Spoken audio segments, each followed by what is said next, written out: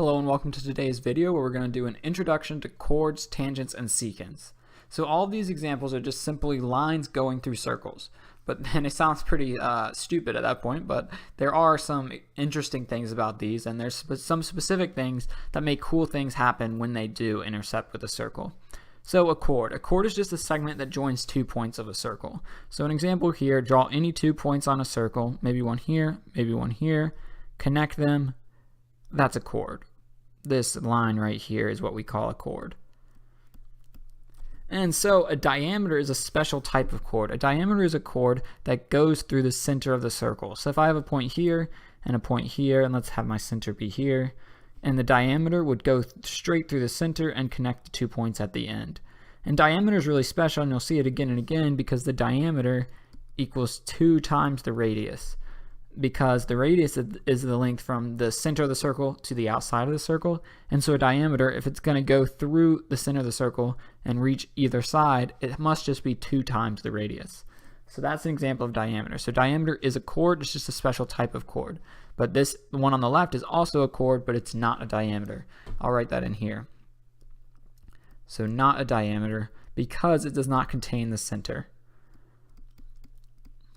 So the chords are just basic. They're simply a segment that joins 2 points on a circle. Now let's get into tangents. So these are lines in the plane of a circle that intersects the circle at exactly 1 point. So again, let's think about the plane. It's kind of just like I like to think about it as a giant kind of flat sheet in which our shapes are on, our coordinate plane is on. All those things are on the same plane. So I don't really treat that as much of a big deal, the line that's on the plane. But what it means is that the tangent C part is important. It intersects the circle at exactly 1 point. So draw a point on the circle, draw a line that only touches the circle at that point. And that line would be tangent. So maybe here, that just touches it right at that point and then keeps going. So that line is tangent. So another example, I'll draw this on the other one, would be something like this. Well, that won't touch ever. So that one's not tangent. Something like this. Just touching right at that 1 point here, just anywhere, as long as it touches at 1 point, it's tangent, but it can't do something like this. It can't go through twice, then it won't be tangent. Okay, so now secants. So this is a line passing through 2 points. That's kind of like that one I drew at the last second. It's not tangent. So a secant is different from a tangent because it's just a line that goes through 2 points. So it might be like this. This would be a secant because it goes through there and it goes through there. And so another example of secant, just here and here. So you can kind of make an angle out of secants.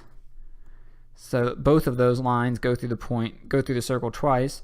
The bottom one goes through here and then here. And the top one goes through here and here. So both of those are 2 secants. So those are kind of just the background. We're going to get into a lot more math with it. I just want to show you guys what they are, and later on we'll be talking about why they're important. So quick recap here. A chord is a segment that joins 2 points of a circle, so it touches 2 points of a circle, and a diameter is a special type of chord that goes through the center of the circle, and the diameter is equal to 2 times the radius. Alright, so next we have tangents. So these are really special because they intersect the circle at exactly 1 point. So they only touch it 1 time and they never touch it again. These are kind of the most interesting and the ones that we'll spend a lot of time working with. Then we have secants, which go straight through the circle, and so if they go straight through the circle, they need to pass through 2 points. So that is what makes it a secant. So hopefully you understand this, and we'll get into a lot more math later on and formulas, but this was just an introduction, and hopefully you got that. So have a good one, and thanks for watching.